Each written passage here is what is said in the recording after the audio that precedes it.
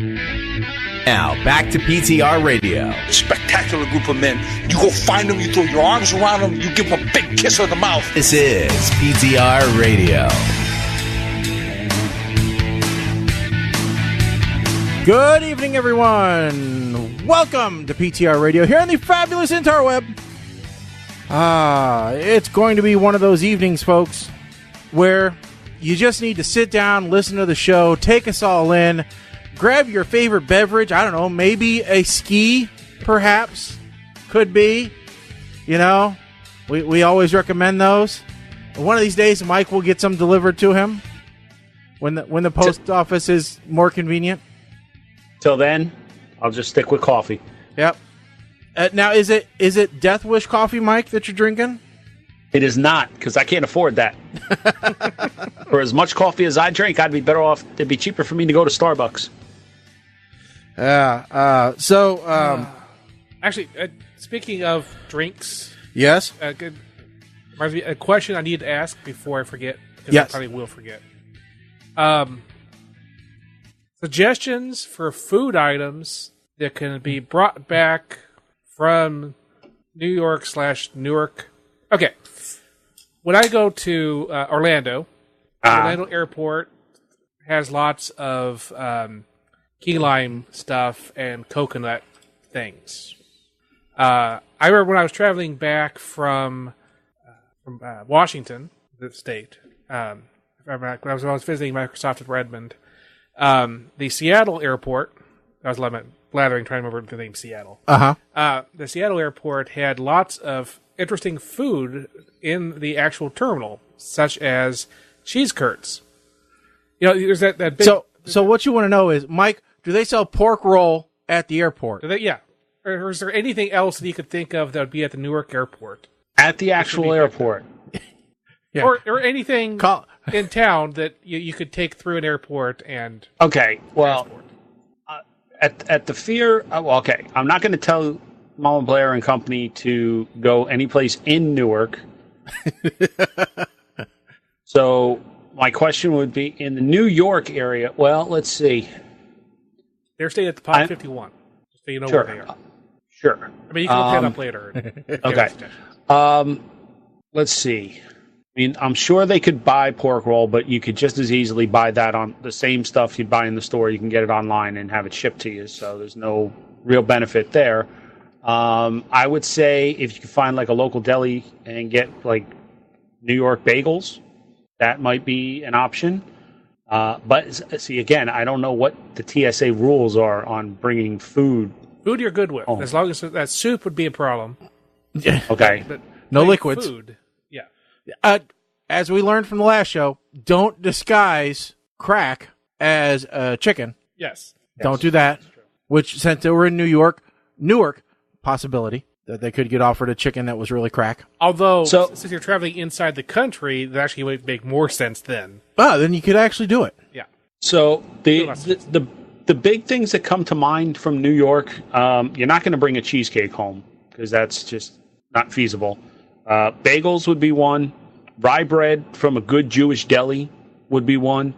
Can't really say if there's any kind of like specific, like you guys have horseshoes, like, and I know that's like a regional thing. I don't really know. That would be very difficult to transport. Oh, God, that would be horrible to transport. You could use it as spackle, maybe. For those of you that are unfamiliar with what the horseshoe is, just a little bit of history here. All right, take a serving platter, all right, put 2 pieces of toast on it, then your meat of choice, hamburgers, ham, fried chicken, whatever you want, lobster, all right, then put French fries on top of that, and a cheese sauce. Rarebit sauce. Rarebit sauce, yes.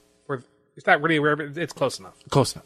So, I mean, those would be the easiest ones. I can't really think of, like, now if you're talking about just stuff to like try while they're here, pretty much anything. Like, if you're in the New York area, that's like the spot for pretty much everything. You know, pizza. People will tell you that, you know, I'm sure you guys, you know, Chicago-based pizza is probably more popular out there, Chicago style. Well, it's popular in Chicago. Yeah. All right. Yeah, here we don't. If you're in New York, you could have real New York pizza and see what the hubbub's about. I don't think you guys have White Castle out there, although I wouldn't go out of my way for that. There's a few running around. They're in St. Louis. We can get to White Castle. Yeah. Okay. I tend to buy a case every time I go to We can get diarrhea anywhere, basically. Okay. How long are they around for? Or in It's till Thursday. till Thursday? And they're in New York City? Yes. Manhattan. Manhattan. Oh, okay. I mean, Chinese food in Manhattan Isn't sushi hardcore. really big there? I always hear you and Dave talking about going out and having sushi. Oh, well, we don't go to New York for it. Oh, okay. Got sushi places in Jersey too, you know. I'd have to look to see if there's anything else. I mean, those would be the main things I would say right off the bat. If you could take a trip down to Little Italy, then you might be able to get some real good Italian food, like Italian style, where you just sit down and you don't even order; they just start bringing food. Yeah. They're in Midtown East, according to the map, which is like, I don't know. Like you It's don't in New know. York. I was looking at the map, trying to figure out, is there anything close to that looks like a landmark? Okay. Well, St. Bart's Church is close to that. They should go visit that. I hear it's really cool. It's a tourist destination. So they're close to UN too. So Yeah, that's actually the reason. they They're to meet a exchange student who is a lawyer from Croatia.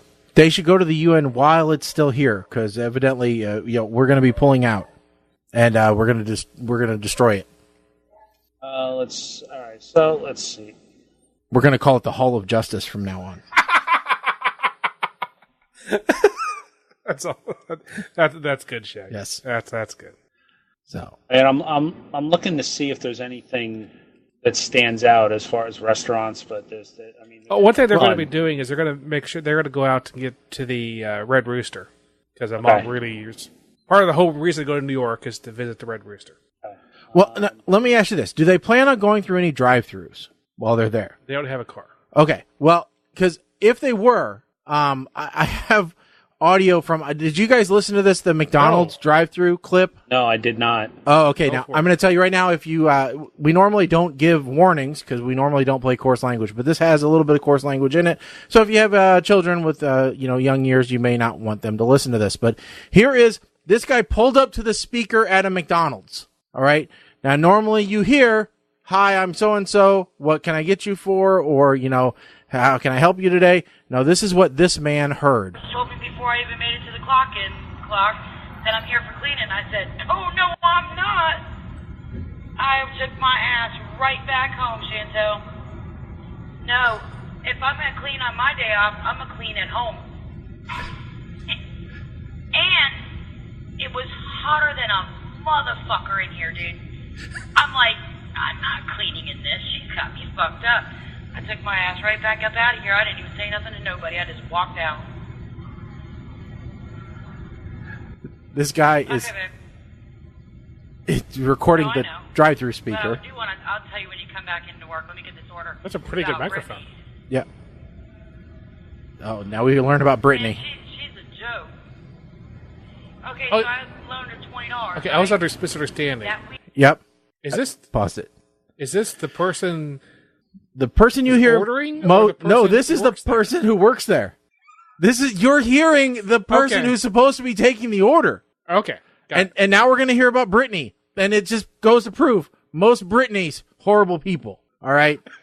So here's Brittany. Mike, you're hearing all this, right? Mm-hmm. I just want to make sure it's coming through. All right. Week after she couldn't pay her phone bill. Remember we were discussing that? No, I just let her borrow $20. She had already paid her phone bill. Girl, I had to ask her twice for it back. Then finally yesterday, she gives me $10 of it, right? And then says, "Oh, hey, I got weed for sale. I'll give you a front." I'm like, "Bitch, you can't afford to give fronts. You owe people money." Yeah, I almost said to her, "Okay, give me a 10 bag of weed," but then I'm like, no, let me just see if she'll actually give me the damn cash, you know?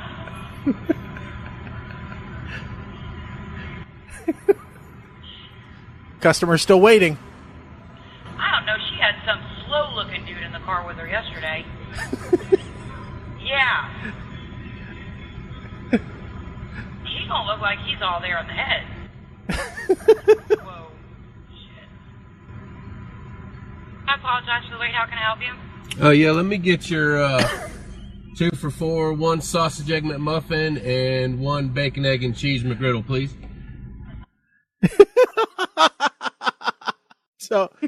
So Brittany borrowed $20 to pay her phone bill.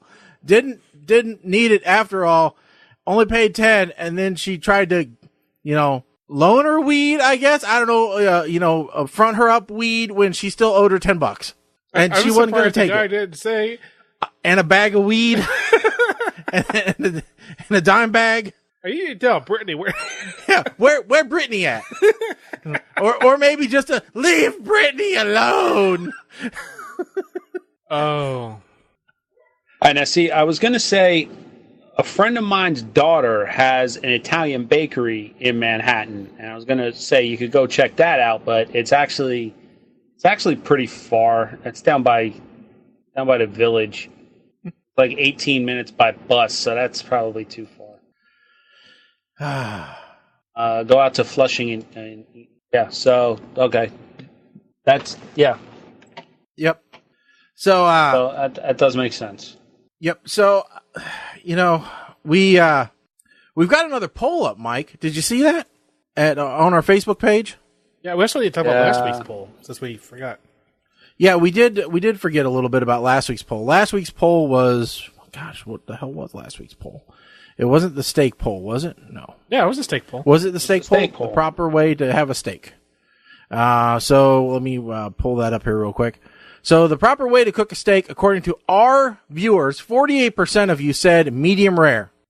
So 16% said blue rare, 12% said rare, 48% medium rare, 16% medium, 4% medium well, 4% well done. Those people are crazy. And luckily nobody said charcoal. Yeah, if somebody had said charcoal, you would have been getting called out. I mean, yeah.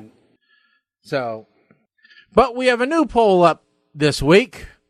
The new poll, because the polls for the bathroom seem to do the best. For some reason, evidently that is what the nation really is polarized on. Was when it's time to clean up, are you a folder or a wader? Meaning, how do you like your toilet paper? Now, the poll is still open, but 177 people have looked at the poll. We've had 18 votes, so 10% respondents. That's not bad. We should rename this segment Shaggy Presents Does Anybody Actually Care? So, 67% of people say they go with the fold, and 33% say they go with the wad. Now, in my mind, if you use baby wipes, which I'm sure some of our audience does, that's a fold. Because I don't know anybody that would wad up a baby wipe. One who doesn't care about money or plumbing. Yes. So, but, I get the inspiration for this in the bathroom. So, it was the over-under. Now it's the fold. Who knows what I'm going to think of next? Yep. What's your favorite game? Or are you a gamer or a reader while you're sitting down? Maybe that'll be next week's poll. I'd have to say, I'll go with the fold and wad method. Fold and wad. So so which one's first? It's hard to fold something wadded. So fold first and then scrunch. It's not really wad. Because I'm like because there's more than one pass. If you really care about cleanliness. That sounds like a different pull. How many passes? Yes. Oh, could be. I mean, how many passes with different pieces of paper? Are you a reuse? I mean, the benefit of the fold is you can refold. Lots of pulls. Listen, I am with Ian, who said wet wipes all the way. Yes. And we talked about that beforehand when we had the whole over-under poll. Yes. So, but I am glad to see Mama Blair chimed in and, I'd say it's really 100% dependent on what kind of toilet paper are you talking about.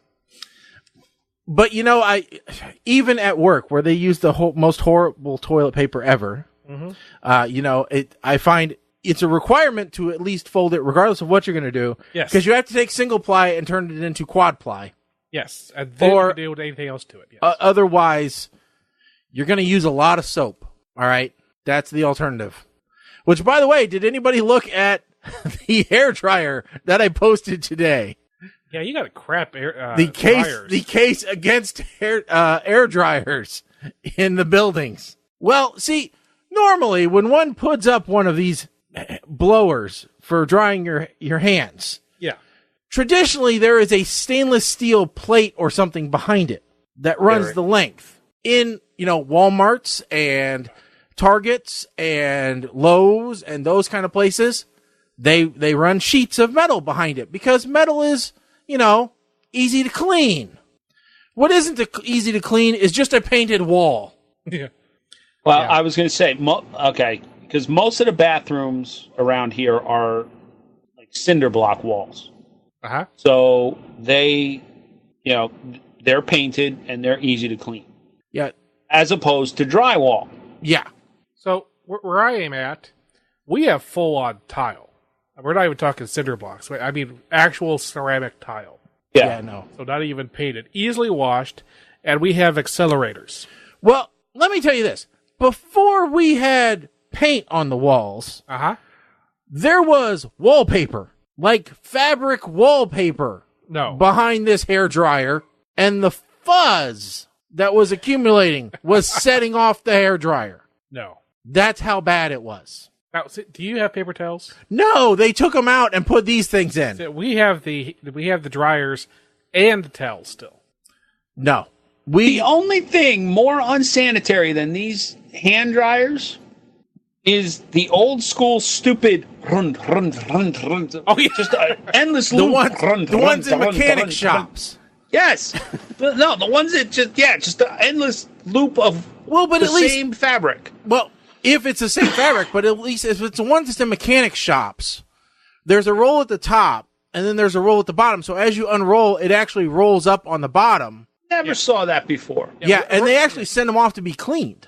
Roller towels are not supposed to be endless loops. Yeah. And they actually say that they're pretty good if they're done correctly. But listen, I'm still if you're going to go blower, I still am with the Dyson blade dryer things. Oh no, those are even worse.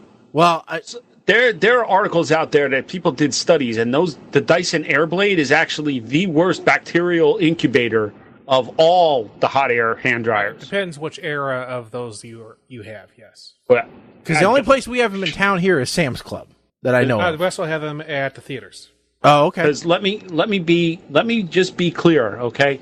These hot air dryers are the vegan version, the vegan equivalent of hand drying solutions. All right, save the environment, my ass. These things, along with Purell, are the reasons we have super germs. Yeah, it's all a hoax by Big Air to get us to try and buy into them. Oh, it's Big Electric. Yeah, well, yeah. Now, the current generation of the Dysons are fine. That first generation, they didn't have a drain underneath the bottom of where you put your hands. And so if any water accumulated there, it just stayed there.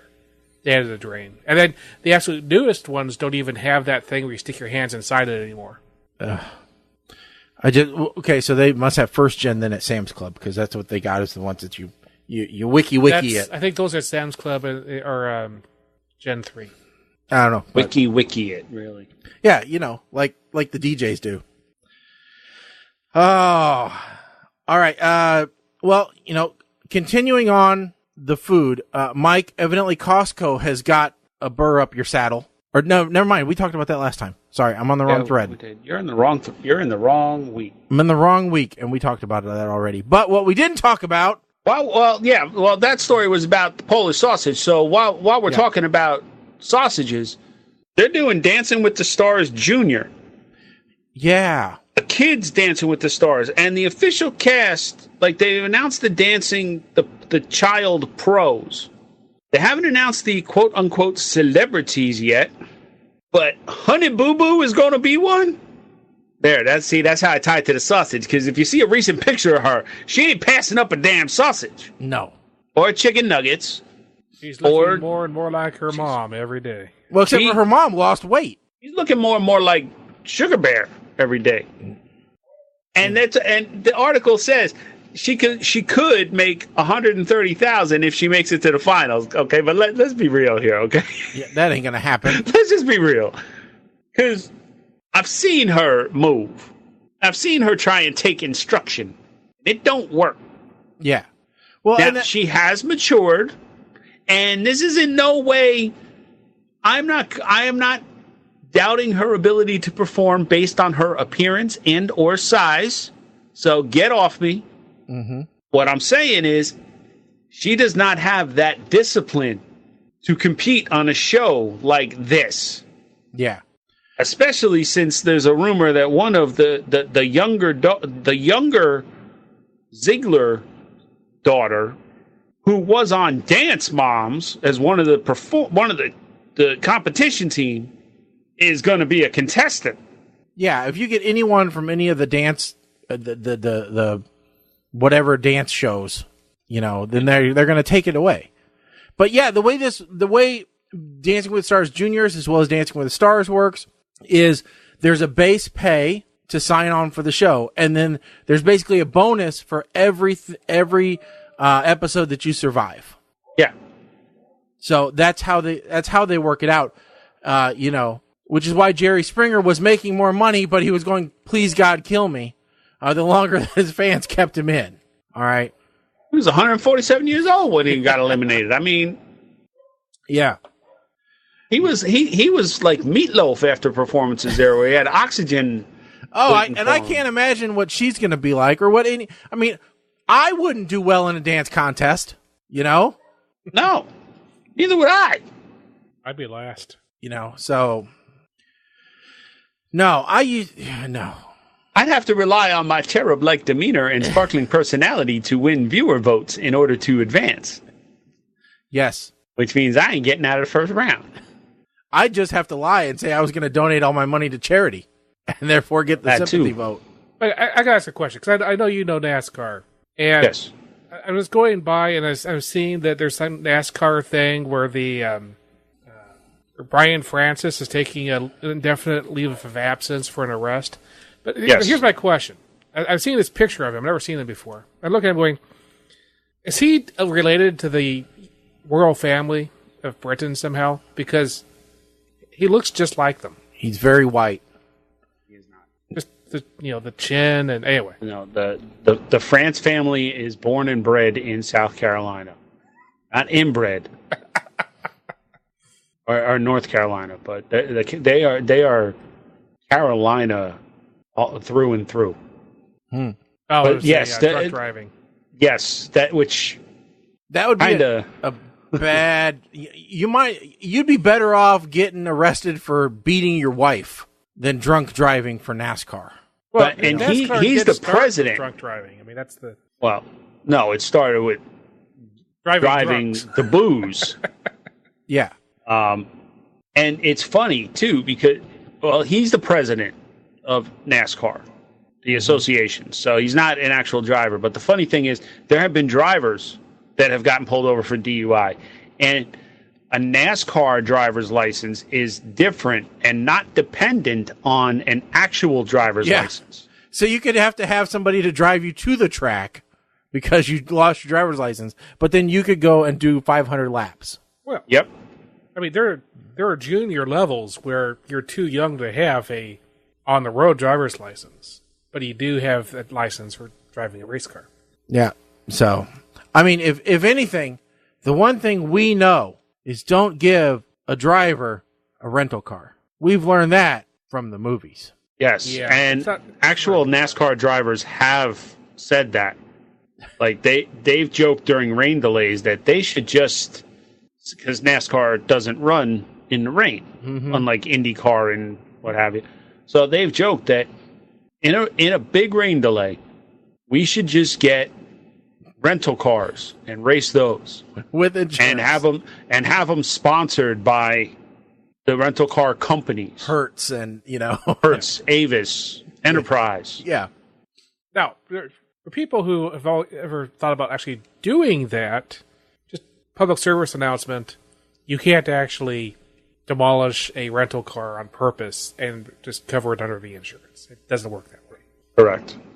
In fact, they do everything they can to figure out a reason to deny you. Now, wait a second. In Days of Thunder. Yes, that's All completely right. false. It does not work. But it's a movie. It's got to be real. It's got to be truthful. Yeah. Yeah, we'll talk about that later. So, all right. Well, going back to the food angle for just a second, evidently, one city wants to hold, the restaurants want to hold San Francisco Bay Area cities, want to ban a perk of Facebook and other tech companies. See, because, we always hear these tech companies are great to work for. Uh-huh. All right. We've got balls to sit on instead of real chairs. We've got ping pong tables and Xboxes everywhere. And, we can come and go as we please. And, we're all meeting virtually. And, we have these nap pods that we can crawl into if we're feeling a little tired. And everywhere lunch is free. We can go and we can eat at this 5-star cafeteria in our building. We hear all those things, and the lunch part, at least, is true in some places. Yes. Apple, Facebook, Google, Microsoft even, I believe. They all have cafeterias where they feed their workers. Microsoft's aren't free, if I remember correctly, but they are nice. And are they being altruistic to their employees? No. Their thought is, hey, if we keep them here, they won't be gone as long at lunch, and they'll be more tempted to talk about work things while they're eating. Yeah. So we can get this free labor out of them. And all it costs us is a little bit of food. All right? But evidently, it's ruining the restaurant industry. Well, okay. I think we need to make sure, because some of these articles I read, they're not giving the full picture. And that is... Wait, are you saying there's fake news? No. They're not giving... There's more news here to unpack. Okay, so there's bias to fully here. understand what's going on. It's liberal media. So what's happening is that a lot of these cities where the companies are set up, not so much Microsoft, because that's Seattle, they're fine. But with these other ones like Google and Amazon and the rest of them, what's happening is that it's that gentrification problem. You have all these very rich people coming in and working for this company, and it's actually pushing everybody else out of the city because nobody can afford to live in these cities anymore unless they work for the tech companies. And then the tech companies are serving food within themselves. So then now you can't. So even the people who could still be living in the city are not getting any money from the people who are pushing them out. Well, except for the math doesn't quite add up. Because I still have to pay somebody to cook that food and to clean those dishes and, to man that restaurant inside that company. Yes, so you're forcing everybody within the city to be employees and not allowing them to be small business owners. Okay. Well, okay, but Shaggy, to your point, you're preventing, you're paying, right? So the restaurant inside the corporate campus is only for that small group of employees. So yeah, you're paying them, but that's money that those employees could spend at the restaurants outside. So or gift shops or whatever. Right. So even though you may be decreasing the lunchtime rush, all right, per se, but the other income, the other, expendables actually have more freed up to do with them. That's if you believe that the tech companies are paying a living wage. When we hear about tech company employees living in box vans in the parking lot because even they can't afford to live in these towns. Right. All right. Maybe it's not so true. Maybe we're just employing Facebook and Walmart, and a place that turns box vans into livable apartments. Maybe those are the only 3 industries that are booming in tech towns. All right. And don't forget also that a lot of these employees are being bused to the location on company buses. Some of them, but that's not all of them, though. That's a lot of them. I mean there's some entire companies fleets. are doing that. I mean, don't There's think entire fleets of buses, and I think they pool. So Well, some companies may pool this, but still, A these lot people of are it being depends bused in on and then where you're bused back talking out. about. Yeah. Because, I mean, Google has an office in Manhattan. And I'm pretty sure the businesses around the Google building in Manhattan, I'm pretty sure that the restaurants and stuff, Manhattan is so dense that, yes, the Google employees are not eating at these restaurants because they have all this food in the building, but they're not hurting for customers. Okay, let me go ahead, Mike. Did you want to finish? So, I mean, a lot of this depends on where it's at. Now, San Francisco, I can't believe that San Francisco, and I've never been there, but I can't believe that they're having this issue. I think this is just, you're taking business away from us, so we're going to scream about it. Now, here's my thing, is why is government getting involved in this?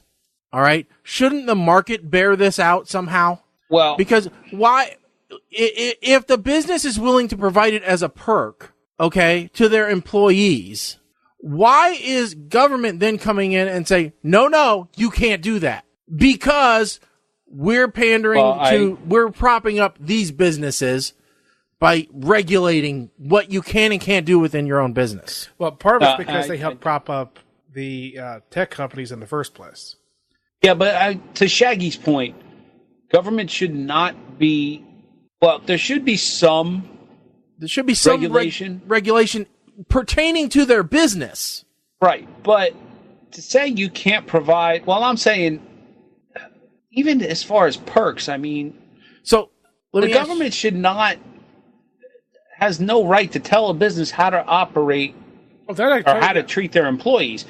Yeah. Because if that was the case, then basically the government would be one giant union. I mean, the union basically tells you how you can treat union employees. Yeah. So, I mean, in this article, it's restaurants. All right. Now, there are several companies around here that for their employees, they put in workout facilities in their offices. If this precedence is set, what's to stop the government from saying, oh, you can't have workout facilities in your buildings because Fit Club and, Gold's Gym, we have to help keep them in business. So your employees have to go there. I think that will never happen because Big Pharma will step in and say, "Hey, if it was to happen, healthy. yeah." I think what they're doing here is wrong, and I actually don't think it should be legally allowed. Now, what they could do. But wait, what do you mean should be? I mean, the cities shouldn't have the ability to say you're not allowed to have a cafeteria. Okay, when you said they should not be allowed, I was like, well, wait a second. Which they? Yeah. Now, on the other hand, I do think what they should have been doing instead is they should have said, okay, Google or whoever it is who wants this new campus, if you want your gigantic tax breaks, you can't have a cafeteria. That they could do. I would offer up the alternative that, okay, Google, if you want your Giants tax breaks, then let outside local food Put in a companies food court. come in. Yeah, basically. Put That in a works too. food court on the campus. My point is that they could use the tax breaks as leverage to get something. Yeah. But just saying we're putting in a law that says nobody can do it from now on, regardless. Right, and I'm that's not gonna argue that they should have some concessions for what tax breaks they offer new folks. I'm not gonna argue that we should get something for it. But the problem is that the tech companies are saying, "Hey, listen, we're gonna give a boost to your economy by having all these jobs come in. So what are you gonna give me? Don't say what am I gonna give you, because I'm gonna give you millions of dollars in tax revenue." No, but in that's the personal problem. property tax revenue. But they're not. Well, but they are for the employees. I'm not saying the company's going to pay them property. That's employees don't that's live not in the even city. true. Exactly. The employees live in the suburbs and commute to the city. So they don't get any of the. So, and even if they live, they don't get any property taxes for them. They don't get income tax because that goes to the state. Well, you just do what we did here, and you annex out some of the suburbs. That's what we do. Yeah, that doesn't really work because these are already powerful enough places. Oh, but in theory, I guess. But yeah, that's the problem. The cities are not actually making money. The places they do make money from aren't making money, so they've actually seen their income go down. So, I mean, but the higher point is, at what point do you say government stop getting involved? Yeah, because, I thought Republicans were for small government, Why are you talking about Republicans? I don't know. I just brought it up.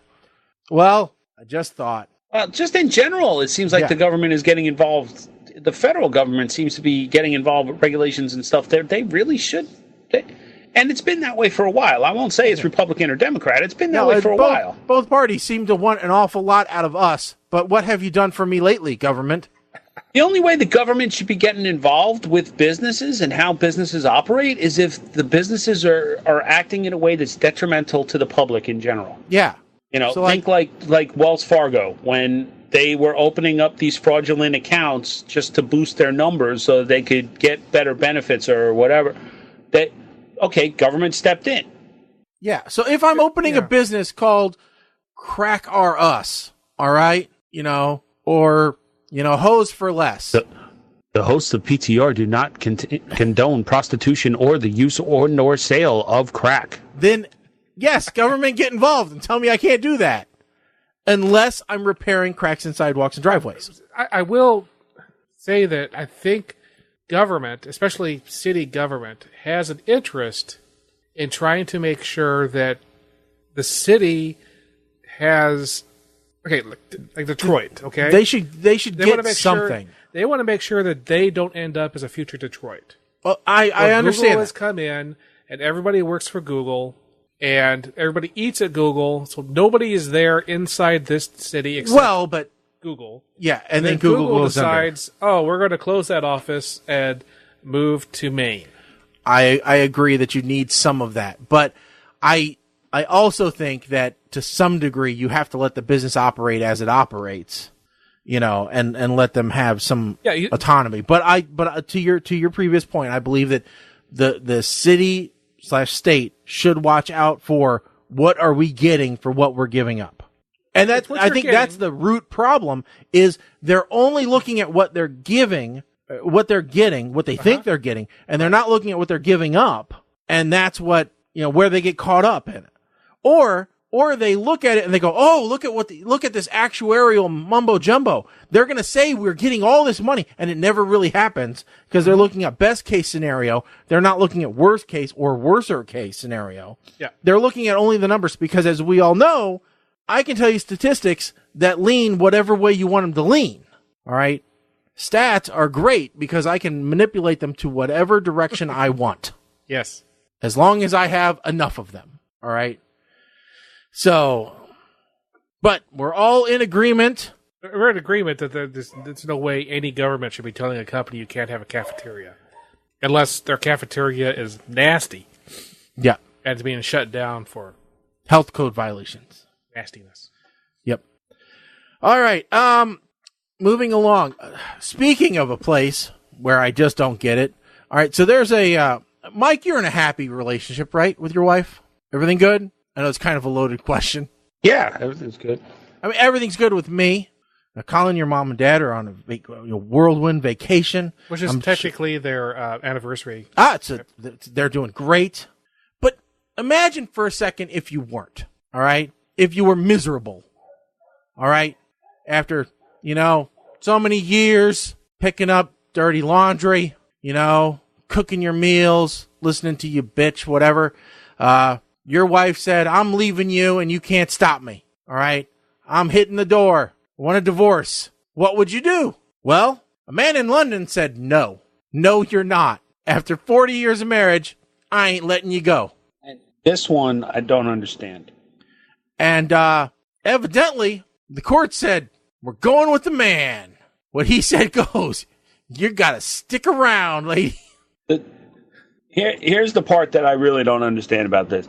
And I didn't.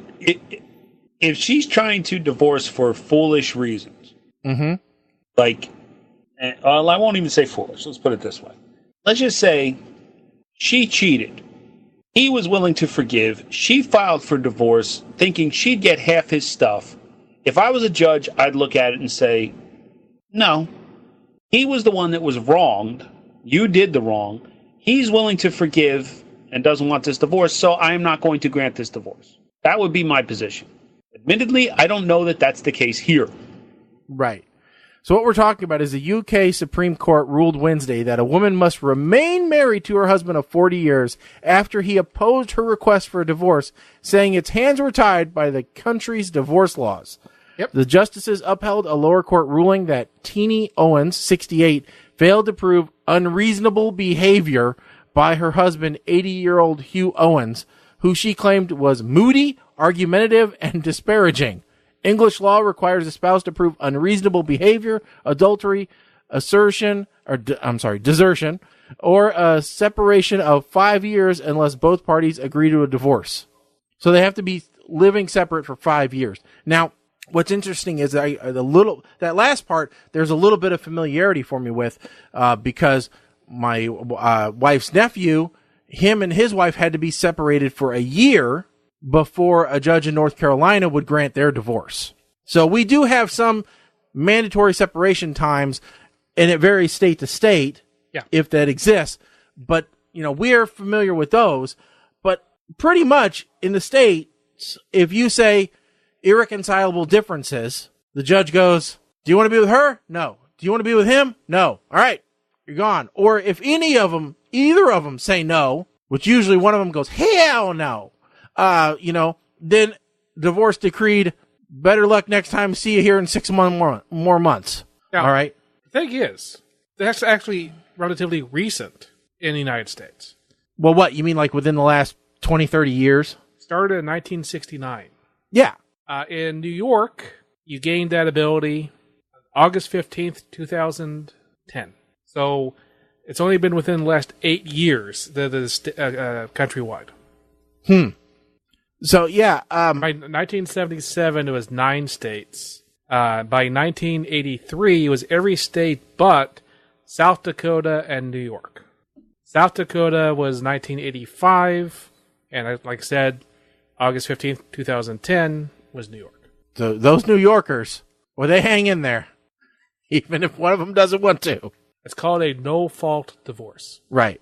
And actually, it's a big thing in the UK. They are trying to get a no-fault divorce law put in place. Right. Which is part of why this thing has become news, because it's the latest example people are bringing forward to say, hey, we need to fix this. Yep. So, it's just, it is an interesting case here. No, you can't get divorced because you haven't met these criteria, and the criteria are pretty loosey-goosey.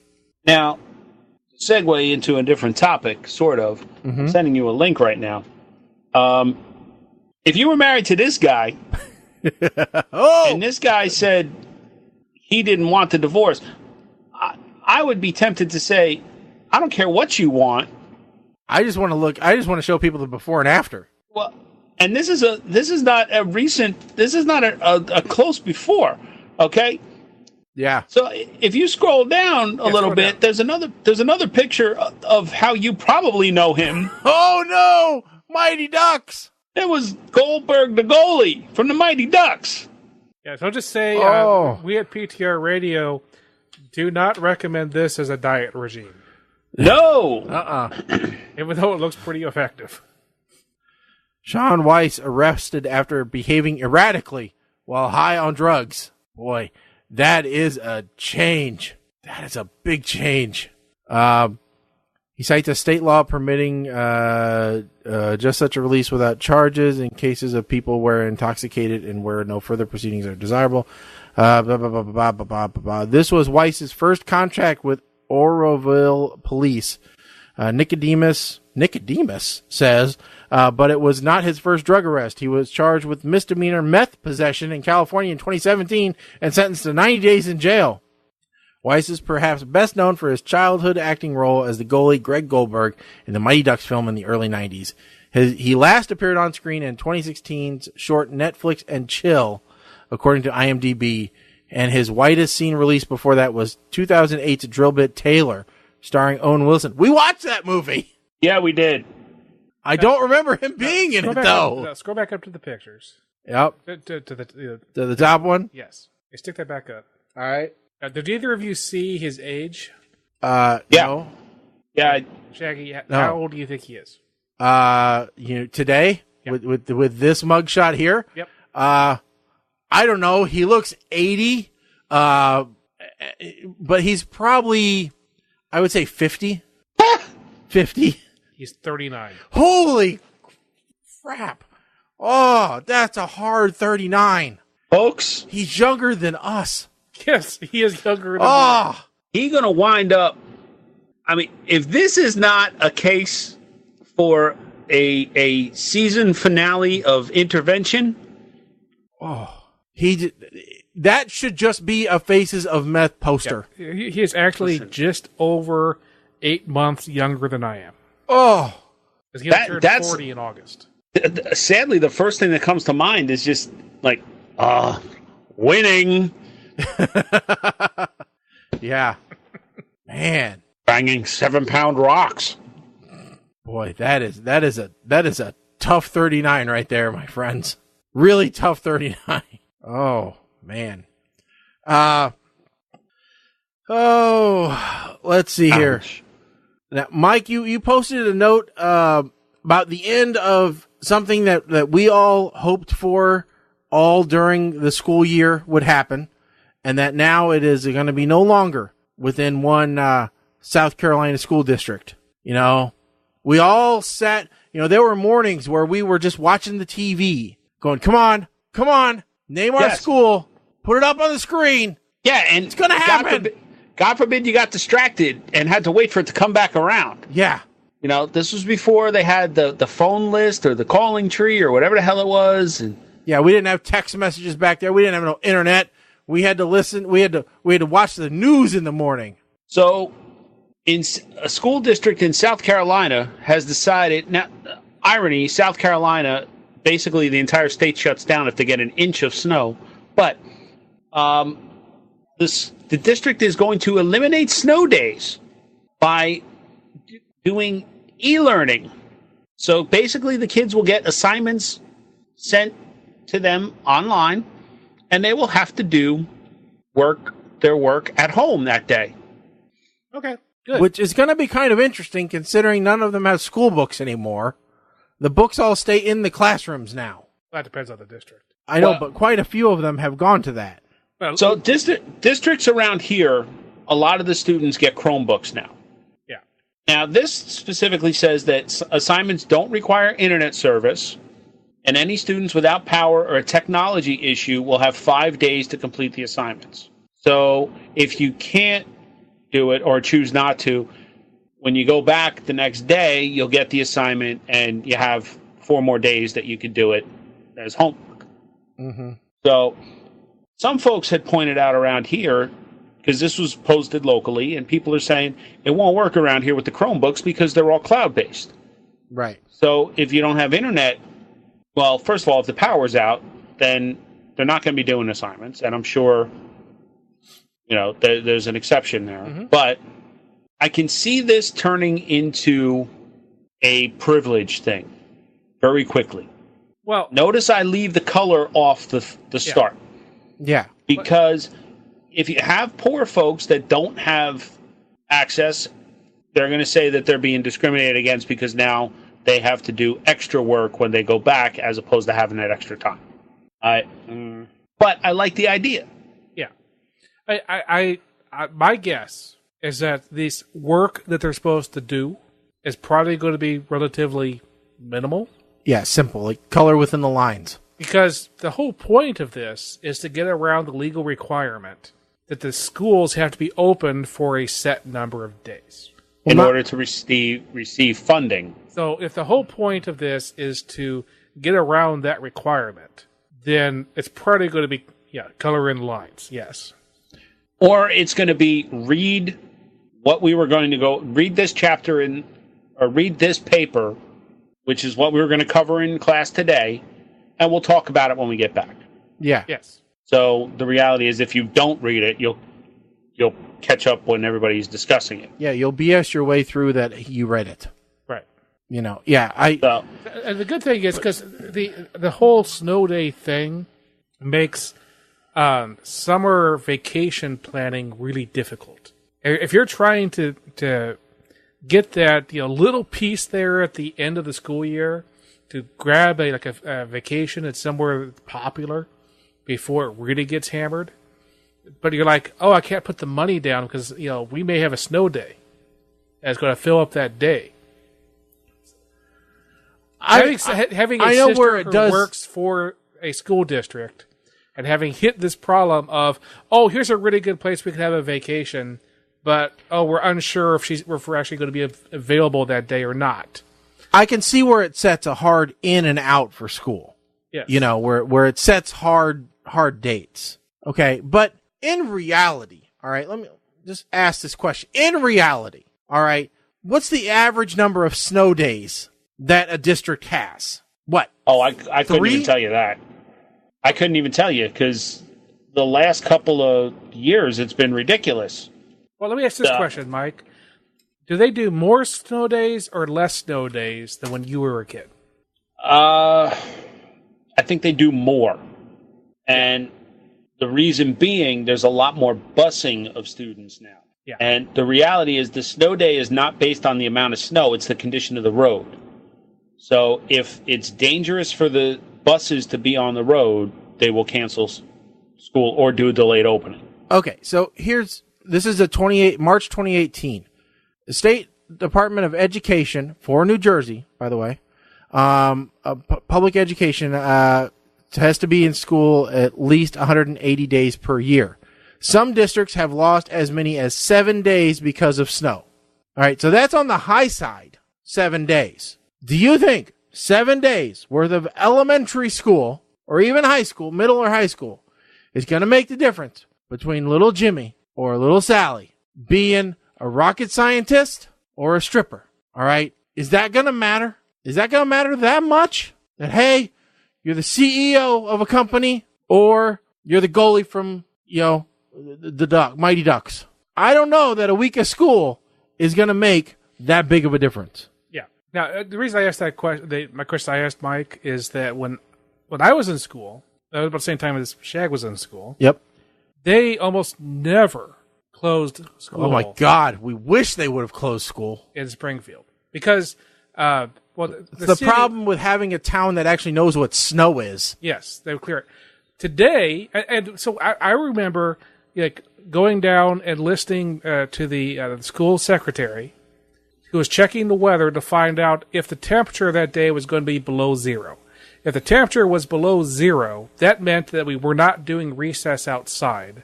We were doing recess in the gym. Yeah, and this is old school below zero. This is none of that wind chill crap. And this was actual below zero. Right. Today, if the temperature is below zero, school's out. Yeah. But school's called out 2 days before. No word of a lie. We had that too. We had a snow day, all right, called 2 days ahead of time. On the day of the snow day, it was 45 degrees. I was wearing shorts outside, but it was a snow day. We've had that too. And parents have there have been discussion. Now, obviously, I don't have kids. Okay, so I really don't have any stake in the game other than the fact that I know if there is school, then I don't want to be on the roads around 3:00 because inevitably I'm going to get stuck behind 17 buses that have to stop every corner to drop kids off because kids can't walk 3 blocks to get to the bus stop anymore. Oh, no. They got to get dropped off at the corner closest to their house. Yeah. With that said, I've seen the arguments from parents that they had to take off work because school decided they were going to call a snow day and the weather wound up being quote unquote fine. Yes, the weather was fine. However, the temperature was so low for a sustained period that the roads were solid sheets of ice. The buses could not be on the roads. And other parents were trying to, the stay-at-home parents, were trying to debate that this was about safety, not about temperature. Now, I do remember at least once when I was in elementary school where they sent us home early, called an early dismissal, because the temperature was climbing to 100 in the afternoon. It was a heat wave, and our school did not have air conditioners at the time. So they pretty much had to send us home, otherwise we were going to cook. And at the time, I was going home for lunch, which is another thing that is unheard of these days. So the principal came in and just said, no, you don't come back from lunch. When you go home, stay home, because you'll be coming back for a half hour. Okay. Yeah, boy, I'm trying to find out how far it is from where I used to have to walk. But stupid Google Maps wants me to walk on streets and sidewalks. Doesn't believe in cutting over railroad tracks and through lots. But see, here's the other thing. Here's the other thing. When we were growing up, if we were on a bus going to school and the bus got into an accident, unless there was like a serious injury, there wouldn't have been talk of suing the school district for millions of dollars. No. So now it's more of a liability thing that the schools can't afford a lawsuit because everyone will sue. Yeah, it is. Yeah, but they don't stop. It's safety, but it's liability too. It's not because of the buses around here, because the roads it's not a road problem. They're afraid of the kids having to stand out there in the cold waiting for the bus. Yeah. Oh, well. Yeah, little Johnny doesn't know how to pull his pants up so his underwear doesn't show and freeze his ass off, literally. I mean, Chris, I used to walk home from school in the rain. Yeah. And this was grade school.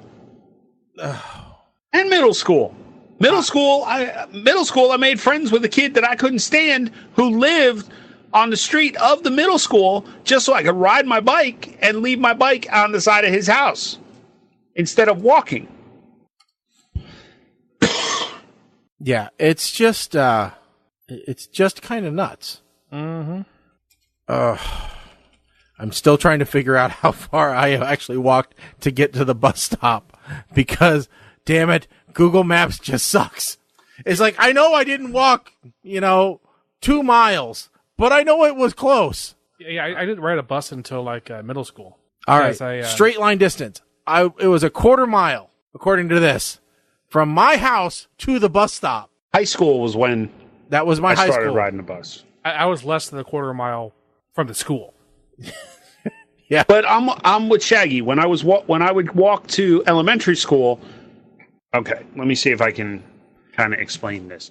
So this is where my house is. This is how the roads go, and this is where the school was over here. So if I cut through somebody's yard, I walked not even a quarter mile to get to school. But folks didn't like us cutting through their yard, so I had to walk all the way down to walk all the way back. Which, by the way, this part from my house was a hill. So, yeah, Google Maps wise, I'm walking quarter mile as opposed to 100 yards. Yeah, according to Google Maps, I walked 1.7 miles. I'm like, no, I didn't, really. I was walking through woods because there is a scrap of woods there. I can show it to you. Yeah. See, I lived... Anyway, so the woods actually backed up to the playground at the school. And you weren't really supposed to go in the woods, but I went through the woods because that's how I went to my house to get lunch. So every so often, a teacher who didn't know who I was would be like, "Hey, get out of the woods!" I'm like, "Oh, I'm going home." So I was living there. School's there. Yeah, so on the rare occasion where I missed the bus home or I wanted to stay after school and I didn't have a ride, I was walking 1.5 miles to get home for middle school. So okay, so I don't feel bad for these kids that have to walk a block to their bus stop, or less. It irritates me. The biggest thing I had to worry about was not falling asleep in the bus and going past where I was supposed to get off. Did that once. No, no. All right. Let's see here. Now we have an interesting public service announcement from the CDC, we'll say. Mike? Oh, Lord.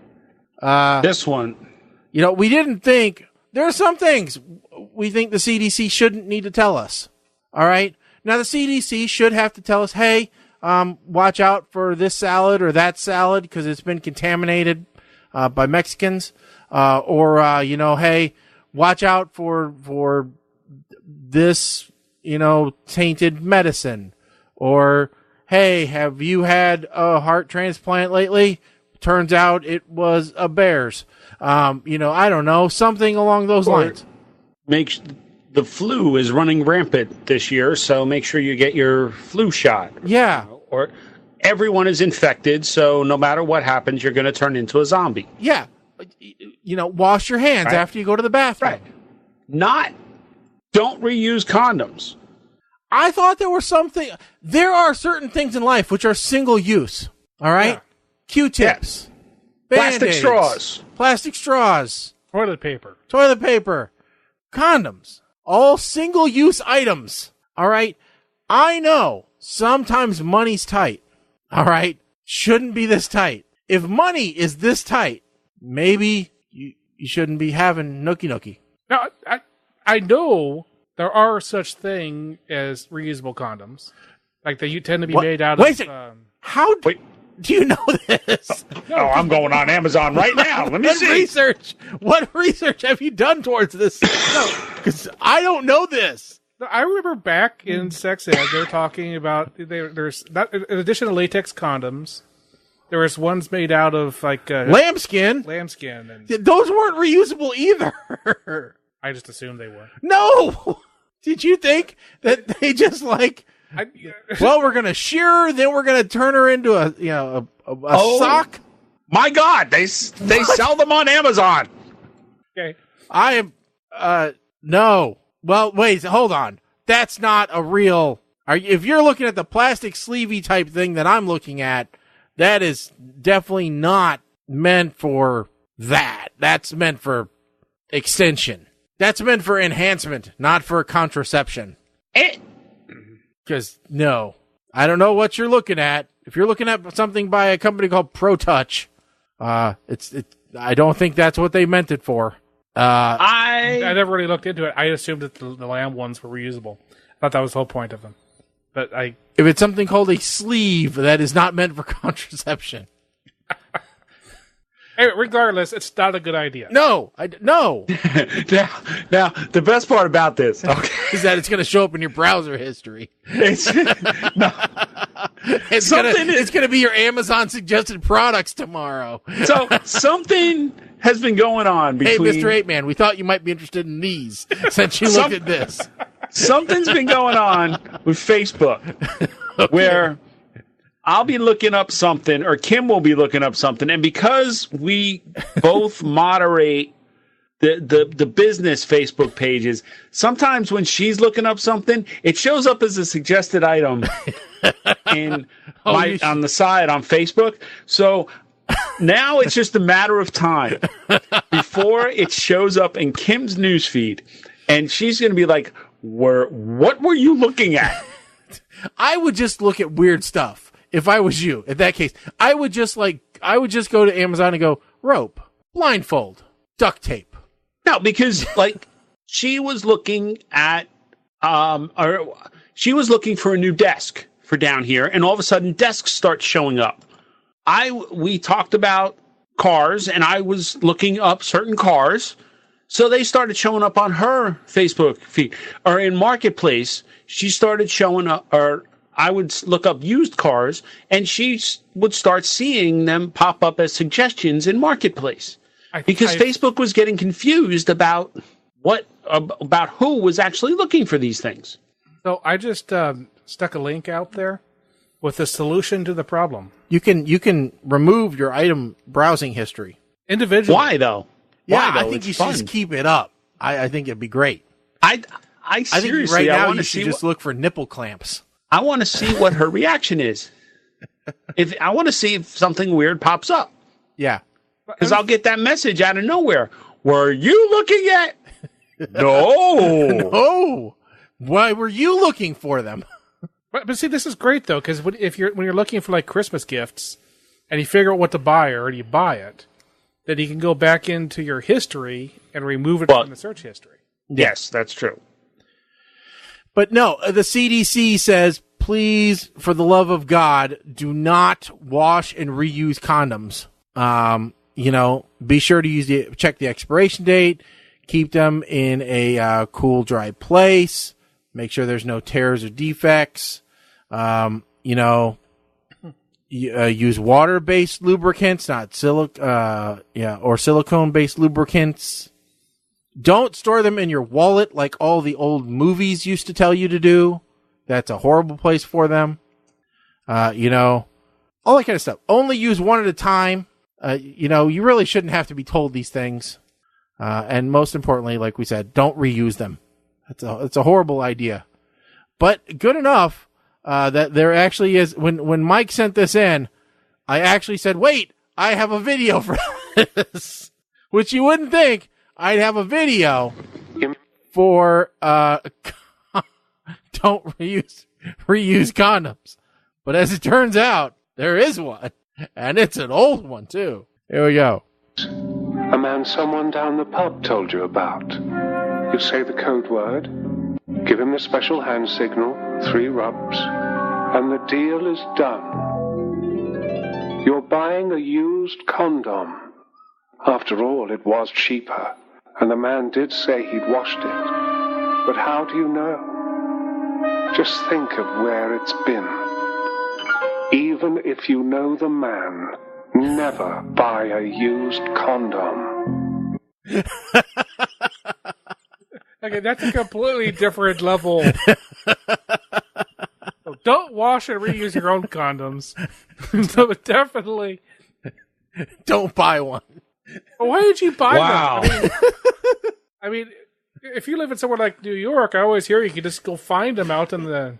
Yeah, I mean, according to certain politicians, Planned Parenthood's handing them out on the street corner, suggesting to people that they have sex. No, just I'm saying about in those gritty, everything I heard of, movies, they're always like everything anybody's ever told me. There's just a fishbowl full of them on the counter.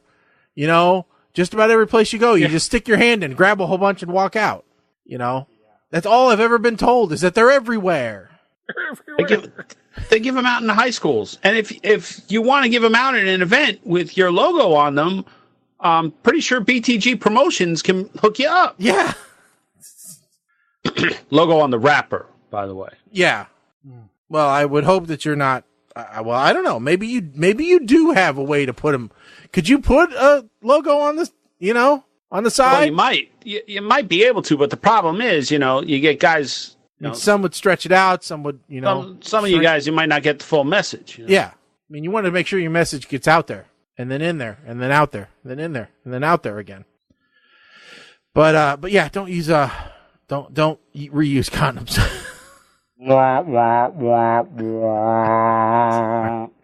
Oh, speaking of things that get flagged, because I'm sure that video will get us a copyright infringement. Talking head Alex Jones.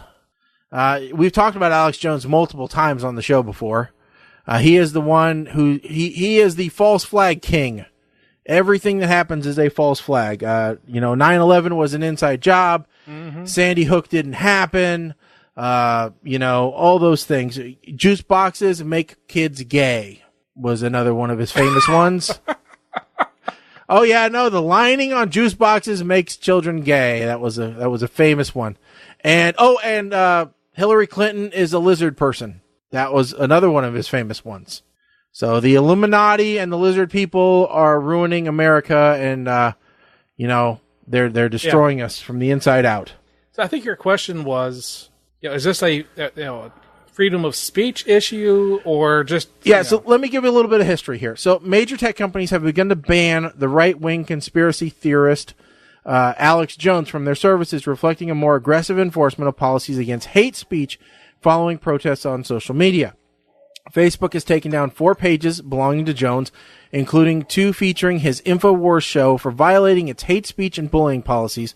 Over the past several days, Apple, YouTube, and Spotify have also removed material published by Jones. Twitter, which has banned Jones, has also faced similar calls. Facebook has also suspended Jones' account for 30 days because he has repeatedly violated the company's community standards against hate speech that attacks and dehumanizes others.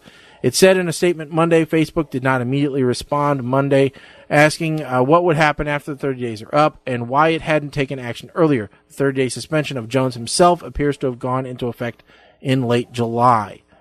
Twitter would not comment on Jones himself. So here's the thing. He is one of those guys. He's one of those, AM, broadcasters, and I think just about everybody's heard of InfoWars. He goes out there and he riles up a certain base. Okay? He incites them. He, occasionally will actually call them to hurt people. All right? Or directly degrade a certain segment of the population because he doesn't agree with them. Okay? And Twitter, Apple, Facebook, they all said, listen, we've looked at it. We've gotten tons of complaints, and what you're doing falls under hate speech according to our definition of it. Uh-huh. Now, when pressed exactly what their definition or to supply their definition of hate speech, hardly any of these companies actually will give you that definition. All they say is, we know it when we see it. Yeah. Okay. Standard definition, also used for pornography and everything else. All right. So now all of his followers are saying, well, this is just another violation of freedom of speech. Now, first of all, I think we can all agree that there is a lot of confusion about what freedom of speech actually means. Yes. All right. And that not among us. Yeah, not by us. But other people. Yeah. A lot of other people think that it applies to everything. Yeah. And last time I checked, the FBI wasn't raiding Alex Jones's house and throwing him behind bars for what he says on the radio. Correct. Because that would be the government restricting your speech. Yeah. In this case, it's the platform. So it's the same thing as the FCC saying that you can't say the 7 dirty words over the radio. Yeah. Nobody says that that's a violation of free speech. Yeah. If I started saying things you don't like, and you threw me out of your house, that is not an infringement of my free speech. Right. At least in our collective, I think, understanding of free speech. Yeah. Which is a fairly educated one, I believe. Yeah. But I want to say, from a emotional standpoint of it, okay, not just purely intellectual, okay, but also from a gut feeling, all right, do we think that Alex Jones is being censored, or is this a proper takedown of his content, given what we know about him and how he riles people up and the things that he has said in the past? So I ask you guys, do you think that this is censorship by the left, or do you think that there's a valid reason for his removal? Well, I think it is both, but is it good or bad is your question. The answer is, I think it's good. I think your or choices are not. I don't think that's accurate here, because I don't think honestly. What were your or choices again? Is it the left pushing their agenda, or is it enforcement of rules? That's much better. Okay. I don't believe it's enforcement of rules, because I don't think that Facebook's stance on what constitutes their community standards. I've seen that enforced almost at will. Mm-hmm. There's no parity on how it's enforced. If a celebrity's home address and phone number were put out there, that would violate their community standards. But if somebody put mine out there, it doesn't. Right. So yep. I think there's an issue with how Facebook enforces things. That being said, I don't follow Alex Jones. I don't know everything that he's written. I'm sure some of his stuff is out there and could be construed as, I'll say, bordering on hate speech. But just because it's offensive to you doesn't automatically make it wrong. Right. I don't know. suspending his entire account, I think that's overstepping the line. So that may be pushing an agenda. Well, and I know YouTube for a fact they have this idea of community strikes. Okay, it's a 3 strikes and you're out type of scenario. So, but one of their problems is sometimes you can accrue all 3 strikes in a single day, because you'll get 1 strike and then they'll start to retroactively look at your account. It's not from that point moving forward. And I have a problem with that type of an enforcement, because at that point it does look like a witch hunt. It goes, oh, you are brought to our attention now. Let me look back in your history and see what I should have gotten you for. Yeah. Rather than a punishment and moving forward. I do agree. I will say that there could be scenarios where punishment for retroactive comments should be allowed, depending on how severe they are. Yeah. Right? Posting conspiracy theories and what have you, whatever. They're theories. Yeah. I think it was much more than just, if it was just conspiracy theories, then it would be fine. But it was more than that. Yeah, I think the one that really got him in trouble was he was going after Muslims and he was inciting violence against Muslims. Okay, and that is a clear hate speech. Yeah. Anytime that you are encouraging violence or any ill will towards a race, religion, creed, sex, right, state, whatever, that is showing a child being pushed to the ground. I mean, I'm not exactly sure of the details, because all it says is one shows a grown man pushing a young child to the ground and joking about liberalism.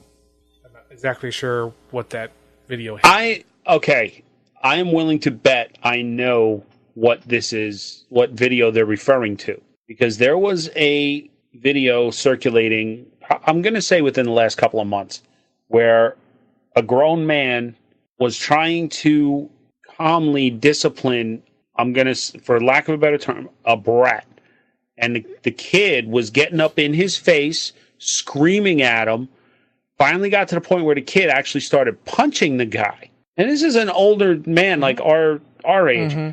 And the guy took him and shoved him to get him away from him. And the kid fell on the ground and all of a sudden started screaming bloody murder. Everybody's ignoring the fact that this kid pushed this guy to the limit. Yeah. What they didn't show was what led up to it.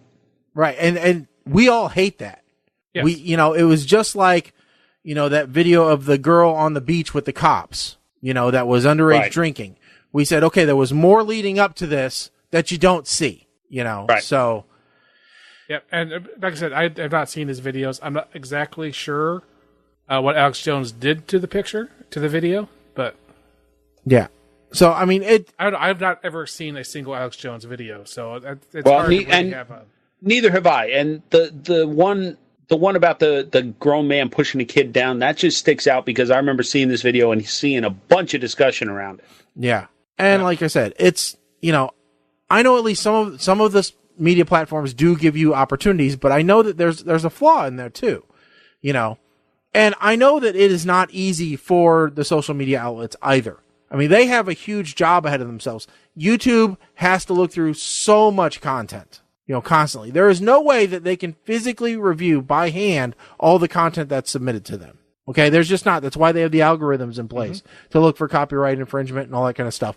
And that's why they actually have algorithms to look for, these types of guideline violations. And I'm not going to say that they're not always right, because we've found copyright strikes against our stuff that is blatantly wrong.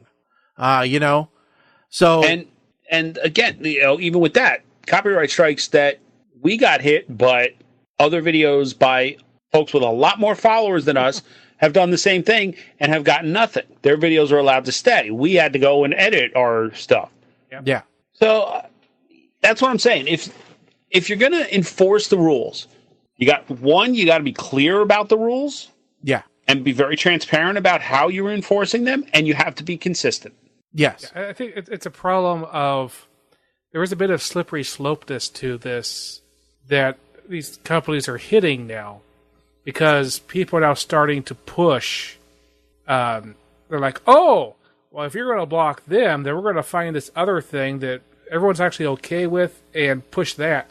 And remember, it's going both ways now. It's like the whole thing with Guardians of the Galaxy 3 that I think we discussed last time. And it's going back and forth. It's an ugly time right now.